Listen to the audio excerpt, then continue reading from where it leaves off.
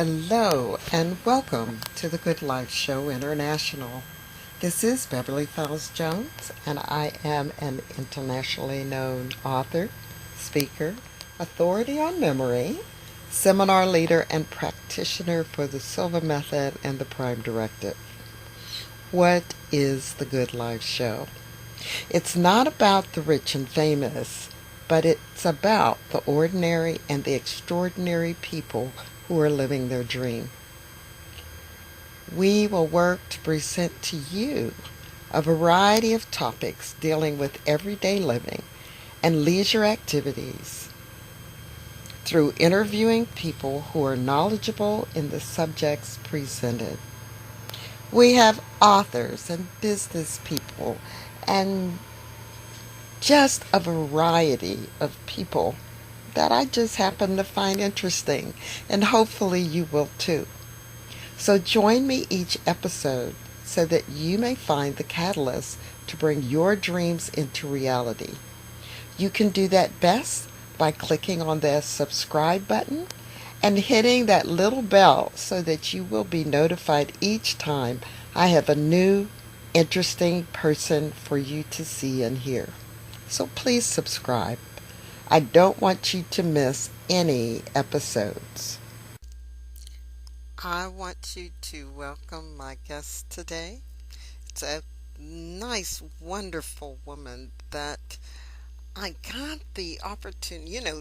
You're finding out that a lot of these people that I interview, I have met personally, and that's a really great thing, because I get a sense of their spirit, a sense of who they are when I talk to them.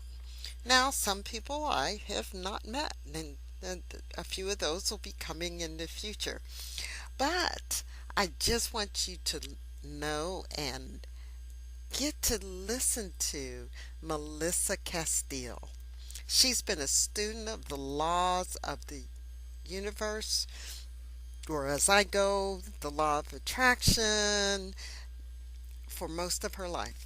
And it became very clear to Melissa at a very young age that there was so much more to life. Isn't that wonderful? She knew at a young age. I didn't figure that out till I got old. But anyway, she wanted to learn. So as a result, her library was filled with many of the books by a gentleman by the name of Bob Proctor. Now, if you don't know Bob Proctor, we're going to talk about him in the interview. He was one of the creators of Chicken Soup for the Soul. And he is still going strong, and he's over 80 years old, which, that makes me feel good anyhow. Anyway, so I suggest that you find some of Bob Proctor's works while you're at it. And she suggests that people read that. Now, that was fun for her. For me, that probably would have been some hard reading and probably falling asleep many nights. Anyway, so imagine the thrill when she and her husband Tony decided to explore a program by Bob Proctor called the Paradigm Shift, and then felt so motivated they knew that they had to teach that material. So Melissa and her husband Tony is sharing it with others, and this is what began her fun-filled journey. Life should be fun, and I agree with her. It should be an adventure, and I agree with that. It should never be dull and boring, and Melissa definitely is not. So sit down, sit back, and have a great listen to an awesome. Hello, everyone, and just welcome to the show. I just told you about my fabulous friend, my wonderful, we became fast friends. It's interesting when you meet people and that energy gets meld together or whatever, and we both think we've known each other in another life. For those of you who believe in past lives, and those of you who don't, then we just, sisters from another mother, whatever. But it is a wonderful feeling when you can sit down have a conversation with a person and go, oh, I want to spend more time with them because that's how I felt and that's how I feel. And so, of course, I've got to have her on as a guest on the show. So welcome, Melissa. Thank you so much. I'm so excited. And you're absolutely right, Beverly. We just connected from the very first. And I look forward to our Tuesday afternoons when we're able to get together, and we just lose the time, don't we? We Yes, we do. get talking, and it's like, whoa, I can't believe it's been that long. So well, I just leave the rest of the afternoon free. You know, I just say I'm done till 5 o'clock. I don't care. Right? I know. I know. There's no point. There's no point in planning anything unless we're on our way, which next week we'll be on our way to a panel discussion. Right? That's right. Tuesday we're going to be on a panel together, Women of Wealth, if I remember correctly. I got to get the title exactly right, but it's Women of Wealth. And so we're going to be on a panel kind of talking about, what are we talking about? We're talking about change and transformation. And changing yourselves and your life. And, you know, it's a topic we talk about all the time. And Melissa and I do it in 2 different ways. And one of the things is that, so I'm going to ask questions about things I don't know about yet. Okay. All right. So your part of the thing is Tony Mel Teach. So explain to me and the audience what Tony Mel Teach is. Well, to give you a little background, Tony is my handsome husband, and we have been married 23 and a half years. And the universe gave me a dream of him a month before I met him. Okay. And I saw him in full detail. And I think this was God's way of saying, okay, Melissa, you need to pay attention because Mr. Right is coming. Oh, okay, you bet. Yes. I'll be on the lookout for him if this is the picture. That's exactly right. And there he was in my dream, that blonde hair and those blue eyes, and he had a blue Oxford cloth shirt on and blue jeans, and he is standing in a barn, which is very typical, was at that time, and he's playing with the rope that's hanging down from the hayloft. And I remember he's just chatting away in my dream, and I remember looking at him thinking, this is you. So a month later, when I ran into him at the scout office, because we were both public school teachers in Little Rock, Arkansas, and we were both I was doing scouting for the handicapped, and he was doing scouting for at-risk youth. So we were under the same umbrella, went to meet one day, and I know my jaw just dropped open. It's like, there you are, that blonde hair and the blue eyes. I just knew. So our first date was May the 1st. He proposed July 4th, and we married July 30th of that. Wow. So that was, we are just so connected. We are doing life together, and he is such a great partner. And so we just became Tony Mel all over the internet, and it just feels natural, feels right. Okay. And, you know, we're just one. Okay. Well, that's awesome. See, I thought it had to do with, it just didn't dawn on me till you said it, and I go, oh, it's Tony and Melissa. Okay. Gee. Okay. So you're from Arkansas, and you decided to come to Texas. What brought you here? Well, I am native Texan, went to high school in Temple, and then Dad moved us with the government to Arkansas. And I finished my schooling at UALR, University of Arkansas, Little Rock, and couldn't find anything, so I went into teaching. I was bullied into teaching. And bullied into teaching. I really was. My sister just bullied me into teaching. You know how big sisters are. But that's okay because I loved it. I was teaching special education, life skills, which is what I teach now. And so I moved to Corpus for 2 years and taught down there. And then I just knew it was time to come back. And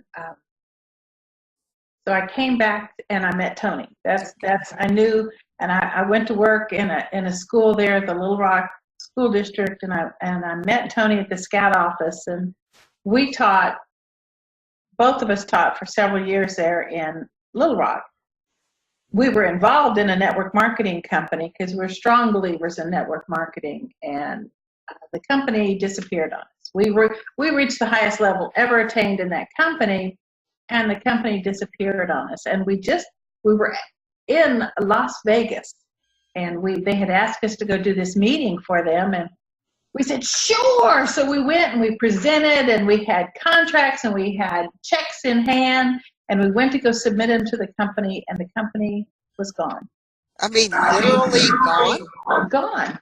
Nothing on the internet. The phones weren't working. So we had to return all this paperwork and checks, and we tucked our tails and we drove home. Although that trip was fabulous because we got to experience the petrified forest and the painted desert, Boulder Dam, and we had our son with us, so there was a very positive side. But we tucked our tails and came home, and there was nothing that we could do to support our lifestyle. And we were living in a gated community on the Little Red River. We had access to over 640 acres. We had the four-wheelers. We had the houseboat at the lake. Life was good. But we couldn't support it anymore because the company was gone and there really wasn't anything we could do. So we are survivors of foreclosure and financial devastation. But everything happens for a reason. Yes. Everything. So I said, well, let's move to Dallas because I had my lifetime teaching certification here. And so we packed up everything that we wanted in a pod and sold the rest and moved to Texas and lived in an apartment for a year and then moved to a house. And it has been very interesting, but that's how we got here. And we've enjoyed the area. Okay. So we ended up back in Texas, and I taught school for, 10 years with Louisville ISD. Great district, had a great experience, and that's where I really developed my passion for life skills. And I felt like I became a real problem solver for these kids because I was in middle school, and our classroom was more severe. Most of us didn't read. Some didn't even speak, but we focused on teaching them life skills. Okay.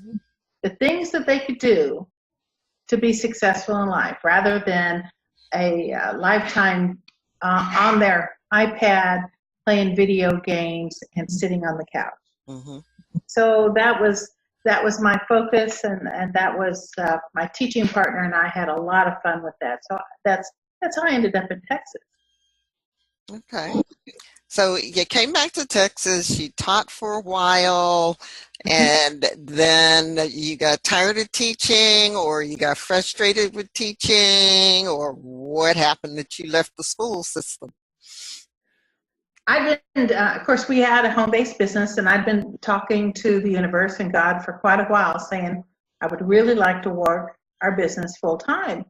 And this past August, I had to have surgery that became much more extensive than anticipated. And the doctor said, no bending, no lifting. And it was like, wait a minute, how do I function in a special ed classroom where we're changing diapers and we're moving kids? So I thought, okay, this was time. So I quit. Okay. And I've always felt bad that I quit at the last minute for them, but it was just right for me. This is what needed to happen. And so I've been not teaching this year in the public school setting, Okay. but I teach on a different level now. Okay. And I am loving what we're doing now. So what are you doing now? Well, I know that you asked. Now that you ask, I know everyone knows who Bob Proctor is. And You know what? Not really. I know. I'm surprised. Well, that's because it's in our world. Yes. Right? And so tell people who Bob Proctor is. Well, anybody that saw the movie The Secret back in the late 90s, remembers the handsome white-haired gentleman talking about Ben Franklin and electricity. That was Bob Proctor. And Bob Proctor has been studying human development for 57 years. Mm-hmm. Oh, this man amazes me because he started out with, and most people who are into personal development have heard of Nightingale Conant. Right. Which is that is Earl Nightingale and Lloyd Conant. And they were the starters of the personal development industry. Mm-hmm. And Bob worked with them back in the 60s.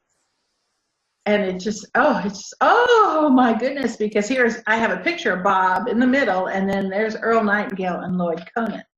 And what life changers they were. Mm-hmm. What dynamic forces these two gentlemen were.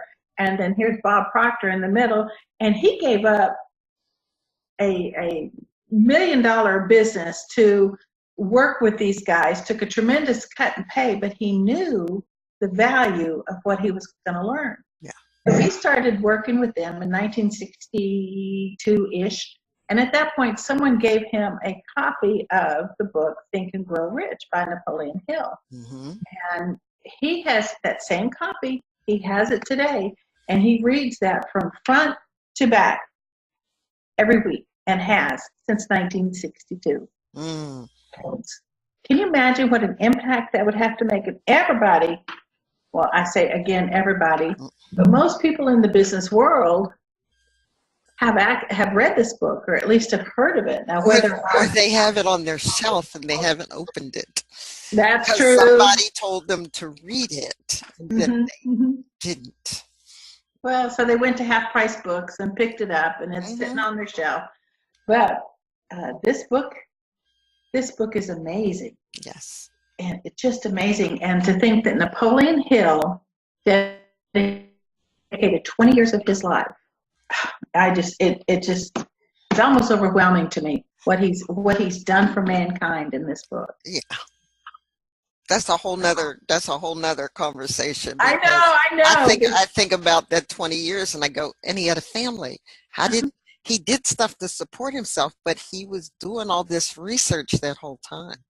Mm-hmm. Okay, so we got the book, and now they've made a movie. But again, that's another topic of discussion. Yes. So Bob lives by the principles in this book, which are based on the laws of the universe, mm-hmm. which are all God's laws. Yes. So Bob and Sandra Gallagher, who was a high-powered banking attorney out of the Northwest, partnered up, and Sandra Gallagher developed this course, Thinking into Results. And it is based on 12 principles that are in this book, and the 12 principles upon which Bob lives his life. Mm-hmm. And well, let me tell you this. Tony has been unhappy down here. Because this is the first, for the 10 years we've been here, he's been unhappy so that was 9 years, because he's never lived in the city limits before. And here's my Arkansas country boy, and he can't go fishing when he wants to, and he can't go hunting when he wants to. And so he just has been so unhappy. And of course he created that, and he knows that now. Mm-hmm. But he was on the internet one day on Facebook, and he said, hey, this was October 2016. And he said, hey, look at this. And he knew Bob from The Secret. And he said, Bob Proctor is doing a workshop called The Paradigm Shift. I want to do this. Oh, sure, honey. You bet. So we did the live streaming from our living room, and that was life-changing for both of us. Okay. And he is a copious note taker, and he just had notebooks of notes after this one weekend workshop. So we followed what Bob prescribed for us until by Christmas, by New Year's, we knew that we had to share this. So we're calling Proctor Gallagher saying, hey, we want to share this. So we bought a franchise. And we've been going through this thinking into results. We've gone through it a couple of times.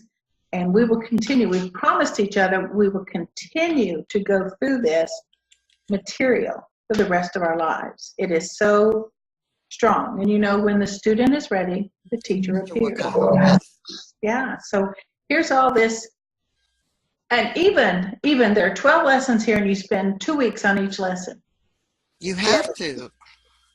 There's no choice. You have to, in order to get or gain the value, the transformation inside of yourself, because each of those principles are so deep that you really need that time and experience in order to synthesize it. That's a good point. That's exactly right. Because even the second time through, we would be on lessons, let's say lesson 3, and we'd be reading something, or there are videos that you watch, and we'd watch this video, and I turned to Tony one day and I said, "Was that on the video yesterday?" And he said, "Oh, yeah." So I wasn't ready until that point. So it's amazing. And then our clients that we work with, to see them grow and to see those light bulbs go on. Oh, now I understand. Yes. Yeah. This is how you do life. So you see, I get carried away. This is my yes. Well, absolutely. But that's the idea, is that once you find your passion, and you love what you do, or, you know, a lot of people think there's only one passion, but we've got multiple passions. But the key is, live your passion. Don't be miserable in some job just because it's a job. Yes, you have the job, but you continue to look for that thing that you really love inside yourself, and other things will just fall into place. Absolutely. Absolutely. Well said. Well said. It's just, and it's been such a time of transformation. As Bob said, after you finish this, you'll have to see it. You'll have to use a telescope to look back at your life. You will have come so far, and that's been true. So, how many times do you do this? How often do you start a new class? Oh, they start all the time, and if someone comes in, and I don't have a beginning class, I can, because you could really start at any point. Okay. Like if you came in and you were doing lesson 1, and I've got lesson 8 going with someone else, I could put you in there together, because you're going to benefit here, and then you and I will still go over lesson 1 that you're on. So because it is such an ongoing growth process, that it really, you don't have to take it in the specific order. Okay. So, you know, like lesson 1 is about goals, setting the right kind of goals. And people think a goal is a goal is a goal. Baloney. No. You have to learn the types of goals, what you're really, truly shooting for, what you're going for, because the objective of a good goal is not just getting to that end point, but it's the person that you become in the meantime, you know, the growth that you experience. So that's lesson 1. That's lesson 1. That's lesson 1. Absolutely. So you help people through this, and you coach them through this program. And the other thing that you're doing is Mr. Kiyosaki's money game, right? Cash flow. Cash flow. Yes, and a lot of people have no clue what cash flow is. All I know is to tell people, if you play it the wrong way, you don't succeed. Or if you play it the wrong way, you'll be playing it like the Monopoly game, and you're playing it 2 days and 3. When technically, when you learn how to play it, you can get through it in 20 minutes. It's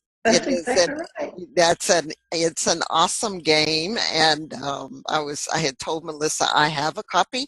I just haven't had anybody to play with me, and then remembering how to play the game, right?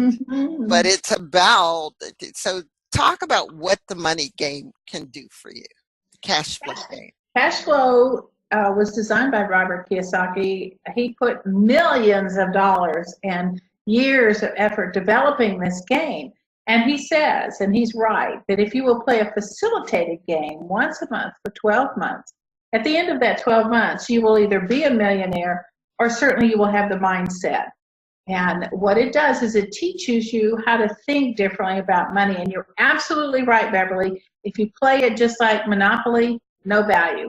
No value. But if you play the facilitated, and Tony is a facilitator, if you play the facilitated game, because there are stop actions, there's interaction in between the players and the facilitator, there are explanations, and then there's you're on your own for a part of it, and then you have coaches for a part of it, so that you have someone saying, hey, and it stresses the importance of a mentor, of a coach. But it has been amazing how real, how close to life this game can be. For instance, we were playing with a dear friend of ours who'd been divorced twice in the past, and they weren't nice divorces. And there is a play in the game that you can go through a divorce and you lose everything. Everything. And that man got up and threw the table and it was cussing up a storm because it was so close to home. Mm-hmm. But you learn how to hedge against that sort of catastrophe, and you learn how to handle things and be smarter about your money. When I love going through the quadrant, there's a part of the game that you stop and you go through the quadrant and you explain about employee and self-employed and business owner and investor. Mm-hmm. And when you see what really goes on in the world of money, when your eyes are opened, there's no going back after that. Mm-hmm. There's no going back. So we're excited. We're playing later on in April. And if you're, are you going to play with us? I'm looking at the date. I'm hoping I'll be able to do that. I'm expecting it's just going to be fun. I am so looking forward to it. Yeah. We started our It's a Friday night, right? It is a Friday, and I did that on purpose. Okay. All right. But we started playing with our son Anthony when he was pretty young. We bought the Cash Flow for Kids thinking, oh, he'll like that. It wasn't but a couple of games, and he said, this is baby stuff. So we moved on to the big game, the adult one. And Anthony's gotten out of the rat race in 30 minutes. Wow. Yes. He's an incredible guy. Yeah. So, when you can teach your kids about money at a young age. Yes. That's great. It is. Great. It helps quite a bit. Well, it does, because we're so programmed that you're supposed to go to school, get a degree, get a good job, and if you want more money, you get another job and you work harder. But when you learn that everybody can live according to the rules of the rich, you just have to be aware of them, the rules, and you have to know how to utilize them. Yes. Then everybody can benefit. Yes. But you're right. In fact, Robert wrote another book. I have it here somewhere, but it's about the education system. Did you see that one? He wrote about how the education, we see Little House on the Prairie and we see the schools in the little towns, but in reality, the school system was designed to make factory workers. It was not designed to create independent people, even though the United States said, you can live your dream and you can have your own business. Mm-hmm. But the key is they don't teach you how. Mm-hmm. You have to be smart enough to find a mentor, find a coach, find somebody who is doing it, has done it, knows how to get you there, because the rich, and even then, back then they were considered the elite, right, taught their kids at the dinner table. Just think of being the child of Napoleon Hill, and at your dinner table is Andrew Carnegie, the steel magnate, or J.P. Morgan, who is, what was he? He was money, but he was industry. And you got Ford and Edison, and they're sitting at your table talking about, oh yeah, I made a deal today and blah, blah, blah, blah, blah. And you're learning at the table. Ooh, that gives where me goosebumps. I love it. Yes. where when it us, yeah, we're at the table, and a lot of folks have, yeah, and don't ask me why this came to mind, but I guess it's think Roseanne is on the screen, right?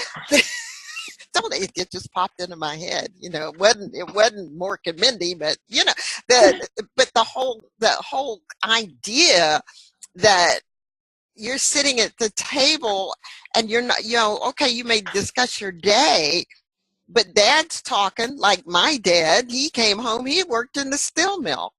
The lucky piece for me is dad had a side business repairing televisions. So he would talk about, yeah, he came out of the Army, did the GI Bill, and part of that he got back then there was these kits and you learned how to repair radios and televisions. And so he did that on the side.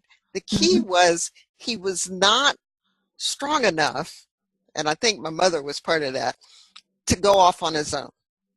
He kept his job in the steel mill. He had another friend who left the steel mill and was doing the business on his own.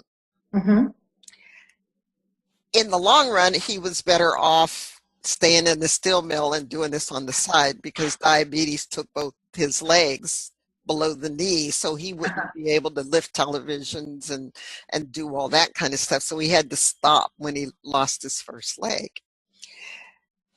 But the key was I did learn a little bit about the idea of having your own business, because when the mills went on strike, there was no food, and there might have been, well, back then, the food stamps wasn't food stamps. You went and you got dried powdered milk, cheese, flour, sugar, beans. They gave you, Spam. So they gave you food in a container because they bought all this stuff from the farmers, butter. Right. So you could get that. But I remember one day Mom was waiting. I'm waiting on your dad to get home. And I go, why? He said, well, he fixed the TV today and he's getting paid. I can go to the grocery store, because the mills were on strike.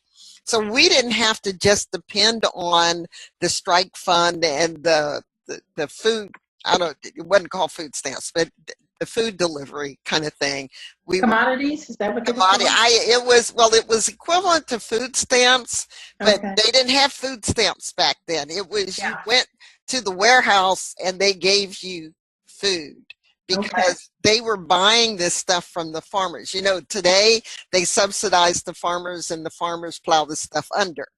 Back then, they paid the farmers, and they got the milk and the eggs and to create the cheese and all that from the farmers. I have no idea when that stopped, but it helped the farmers, but it also helped people to get through a month or 2 weeks or however it was. I don't know. But because he had that, then there was a means of bringing money in. And then thankfully the steel mill strikes didn't last but so long, and then we were back on track again. But what you learned was that your father worked, brought in the money, and that's how you were able to survive. Right. So, and the other piece of that, but it also got me to the point where I got a good job, but I always had a side business. Never was brave enough or strong enough because, well, I made too much money. When you go into corporate, I was working for IBM and I was working technical. So it was like, I don't know. So the other piece, I don't know if I can make enough money to replace my income in my corporate job.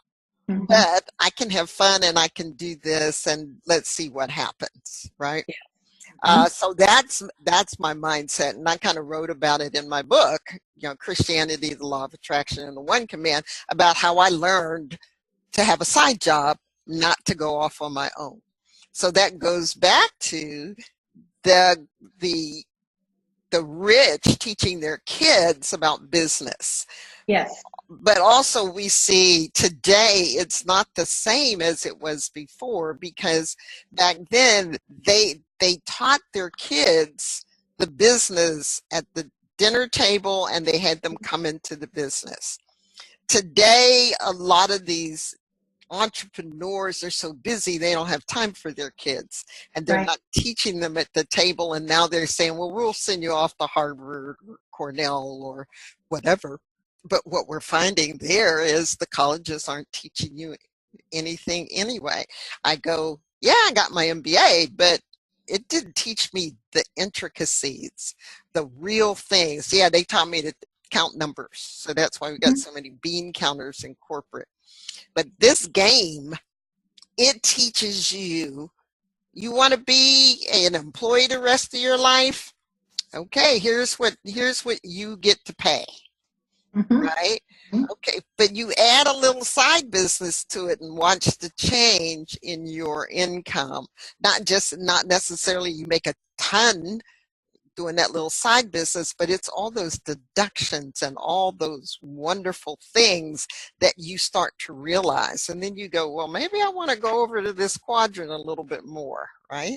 So learning those quadrants of being an employee or an entrepreneur or an investor, or, it's just awesome, folks. And it's a game you need to play, and you should be able to find it wherever you are, because I know there are people all over the country who facilitate this game. There are.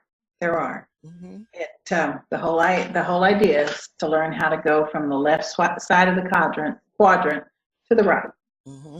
And that's, when you start looking at, under business owners, when you start looking at the tax brackets, and who pays how much tax. When we switched over to our network marketing company and we were building our tax bracket, of course the average tax bracket is about 35%, which means 35% of every dollar you earn goes to the government. And the government is all about you having your own business and learning about how to work your taxes, how to pay the proper amount. And ours went from 35 to about 10. So that was more money in my pocket every month. And that was just fun. So the tax system really is designed for a person to become an entrepreneur.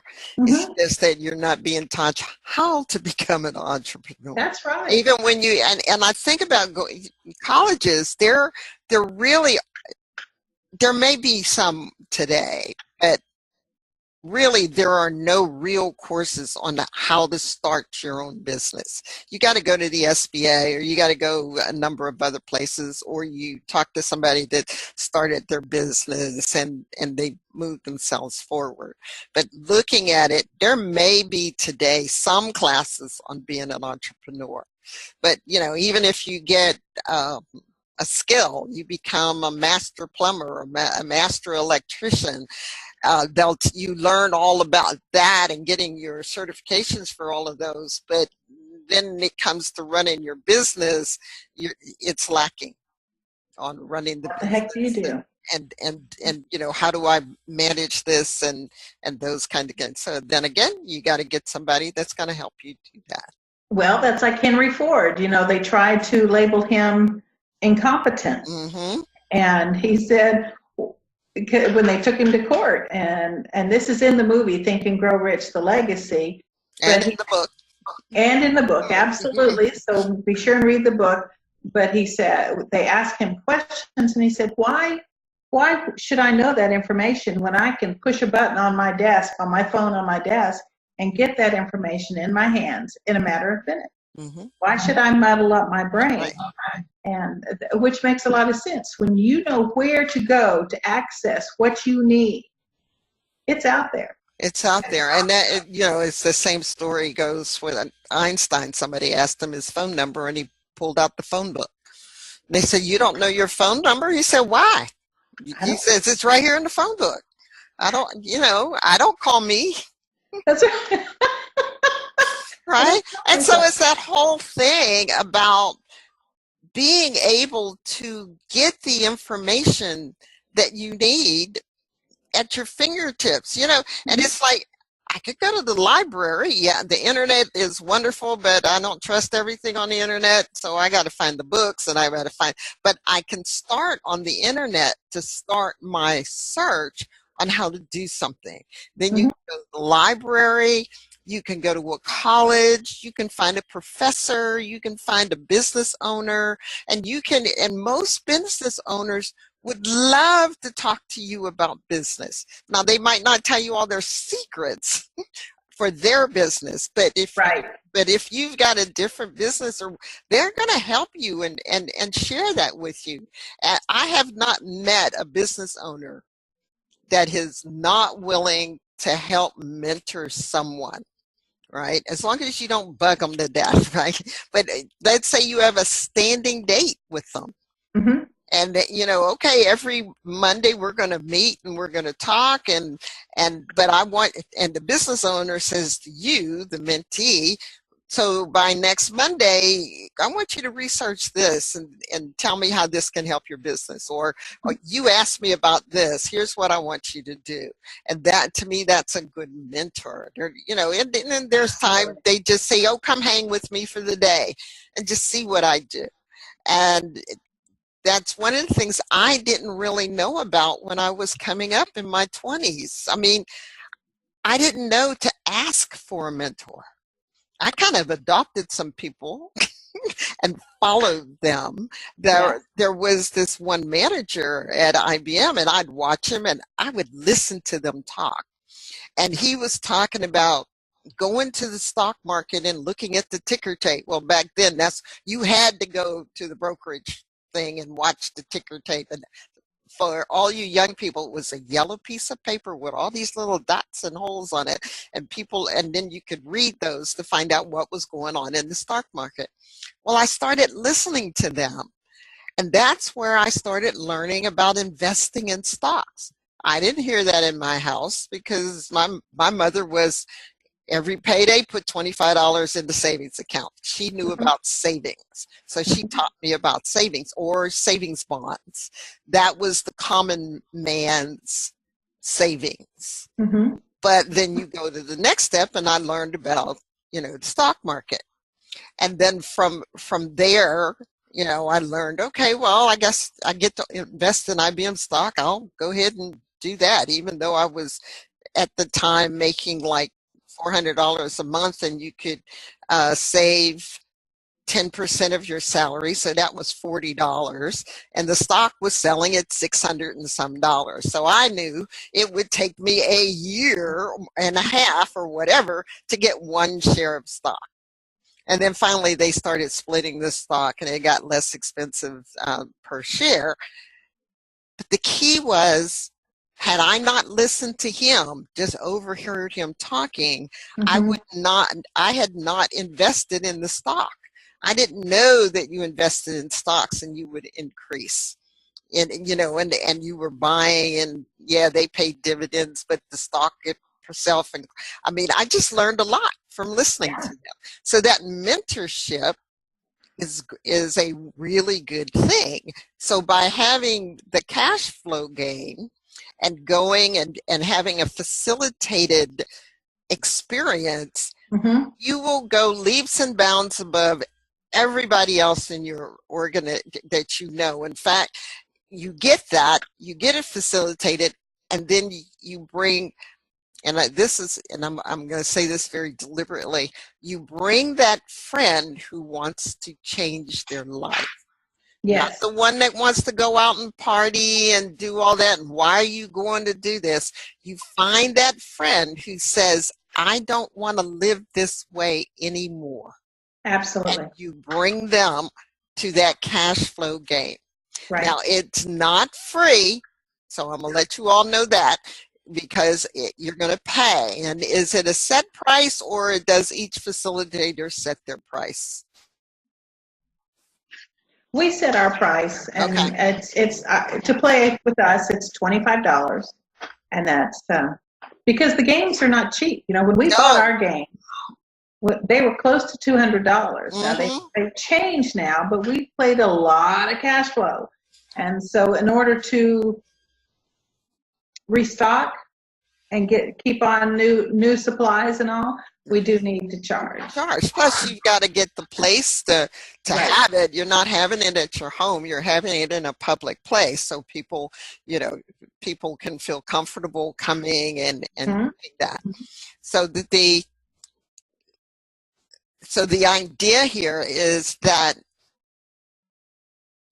you're mentors. You're not just coaches, you're mentors, and helping people change their minds to change their life. And you're concentrating on their money mindset and how they want to live that way.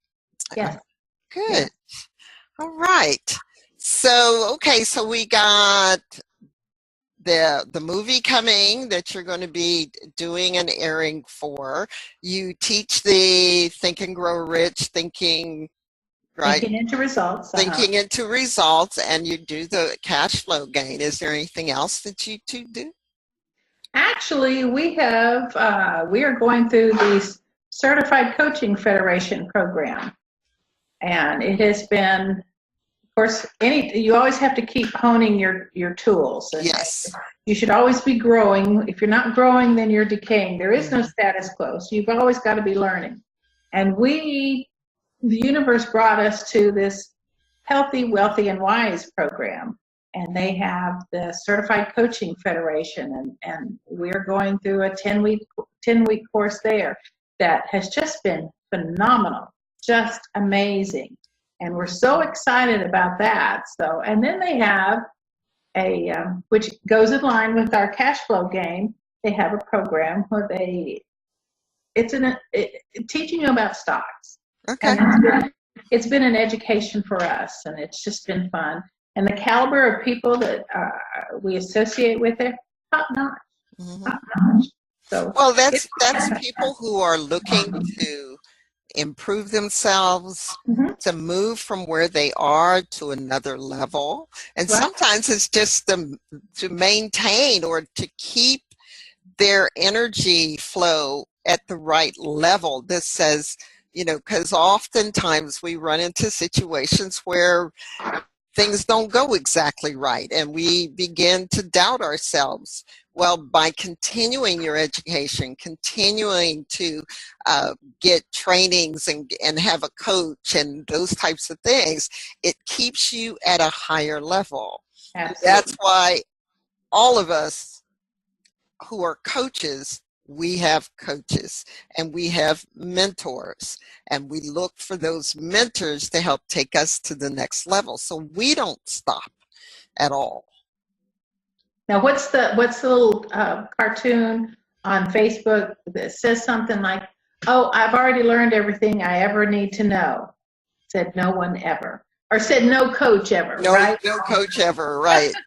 Because you don't. It's like you said, watching your lesson, and you went, was that in there yesterday? Yes. Yeah, and I've taken classes over and over and over again.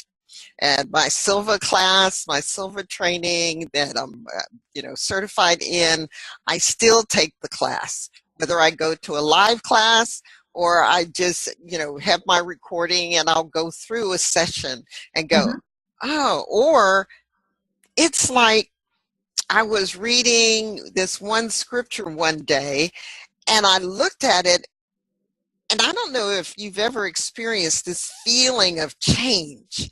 It's like, what?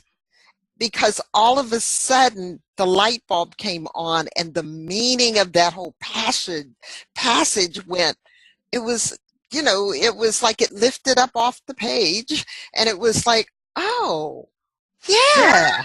That Beverly, was a paradigm shift. Yes. That was an emotional impact. That changed your life forever. That was a paradigm shift. And that's what we teach. There are only two ways to change a paradigm. One is an emotional impact, and the biggest one that everybody knows about is 9/11. Right. But then when we look at our lives, just like what you're talking about there are events that change our course along the way, change our whole way of thinking. And those are paradigm shifts. Yes. Fun. Yes. But it was like, I wrote it and I wound up writing a whole blog on that whole passage. because it did make a difference. And Yes. there's been other opportunities that has happened because you've learned a lot. You may learn something that you go, okay, but along the way your brain goes, oh, that's related to that, which is related to that, and now all those little dots became solid lines. Paradigm shift. That's right. Right. I like that. Big aha. Yes, that moment where you go, oh, righty. So what do you all love to do for recreation? Oh, gosh. Canton is a big draw. First Monday, the big flea markets. Flea markets are a big draw for us. Yes. And I haven't been to Canton in forever. I need to go. We'll need to go. We'll need to go. But we like the, Chris, the big buildings that have all the decorator stuff.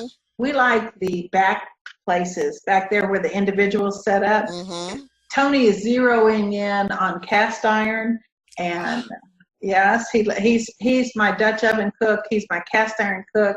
He can cook anything in cast iron, and he is masterful at it. So, I'm pretty lucky I married him, because I told his mother before we married, I don't cook. She said, that's okay, honey, he does. So anyway, so he zeroes in on the cast iron, and I look at furniture and pictures, and we like the individual section a whole lot better than the big fancy building.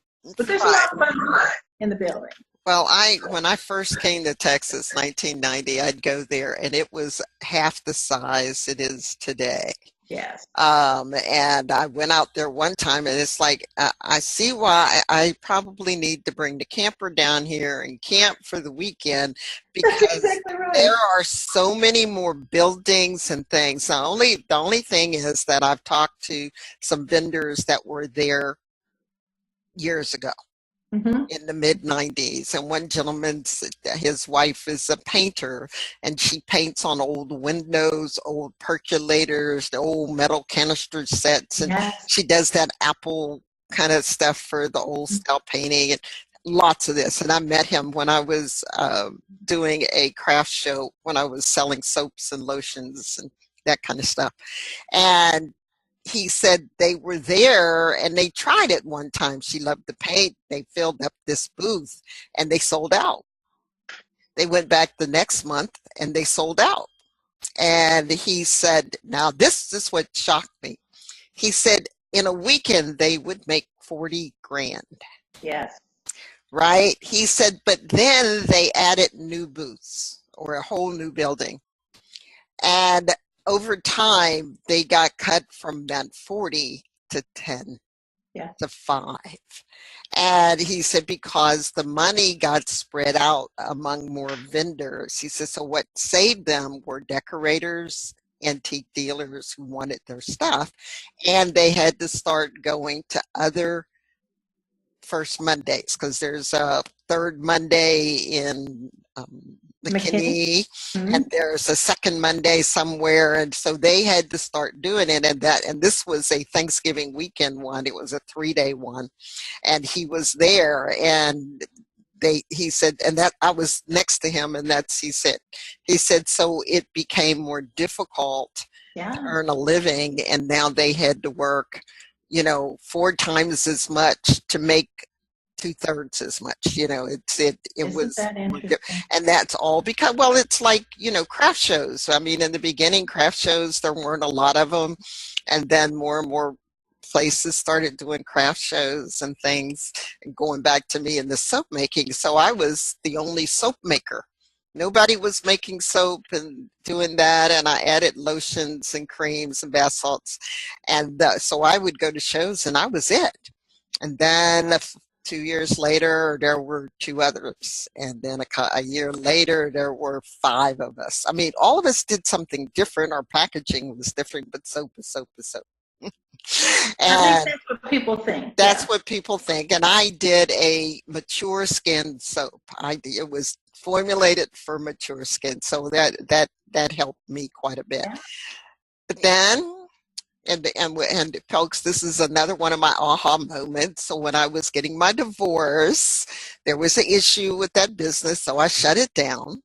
And I said I'll start it back up when the divorce was final. Never started back up again. Never. And I found out that I was mainly doing it to get out of the house. Yeah. Interesting. Interesting. What we do in order to survive.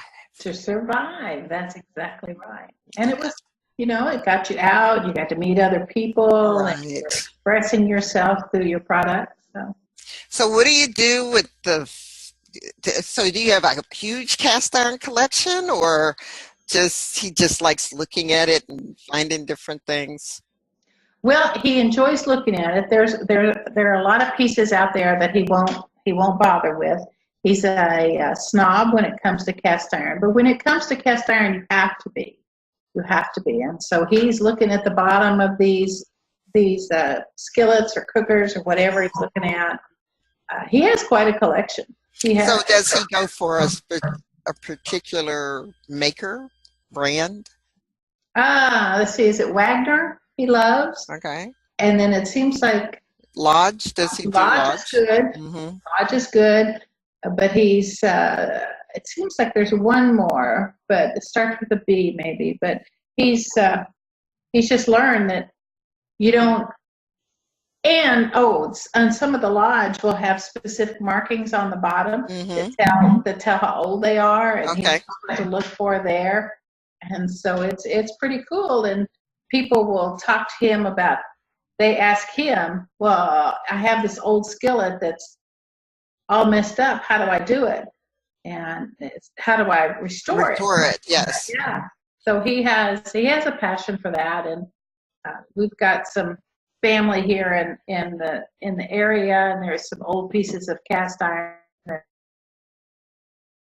they've given him that he's been able to restore and reuse, and he gets a real kick out of taking an old cast iron skillet that was all rusted, and he's refurbed it and revived it, and it cooks like a jewel again. So that's putting life back into that old cast iron is a passion of his.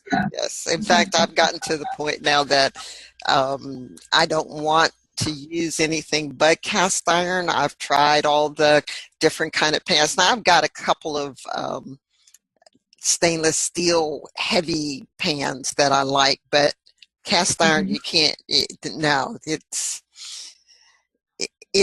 has even heat and everything, so it's fantastic. Now with the furniture and things do you find pieces and refinish them? What do you do, or you just look? Well, I look, and if I find a piece that has to come home with me, I talked to a dealer one time, and she said, we don't redo any of our furniture.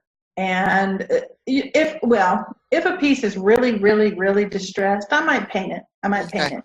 And I'm always bothered when I see these whole booths, areas that are covered up in white furniture, where they've taken old furniture and just painted everything white. And that takes away the personality. It does. There's something about having a real wood piece of furniture that maybe has the wear on it from families that have lived with it before and put their stuff on it and scratched it, and you just put some good oil on it. Okay. And feed the wood again and let it come back and see where that takes you before you do any painting. Before you paint it, you stain it. I bought pieces and said, I'm going to paint it, and then I strip it, and then the wood is so beautiful, I just oiled it. Yes. Put some linseed oil or whatever on it to do. Well, is there something that you would like people to know before we close out today? I think it's pretty obvious I have a passion for people and for helping them, and that's really, our joy, our whole purpose in life is joy, and we are here to be happy. And Tony and I don't watch the news because we focus on being happy, and that is I want that for other people, and that's what I'm here to share and to teach. Choose happy. We have a dream of having a retreat center, and it's going to be called Happy trails. That sounds familiar. Yes, yes. But it says the slogan is come happy, be happy, and live happy. All right. Because happy is the key to life. Absolutely. Now, do you have a website? We do. It's www, of course, Tony Mel Teach. Oh, I knew that. Easy. Very good. Easy. Mm-hmm. And so people can go there and find out about your classes and the things that are going on and how you can help them. Yes. Absolutely. And of course we're on Facebook, and we have a Tony Mel Teach Facebook page. Fantastic. Well, wonderful. Well, thank you. I don't even know how long we've been talking, but as always, it's been a while. Anyway, but thank you so much for being with me today. I appreciate you. And I won't see you Monday because I got some other things I got to do. Okay. How about Tuesday? Are we on for Tuesday? I'll talk to you. Okay. Thanks, Beverly. I appreciate it. Very good.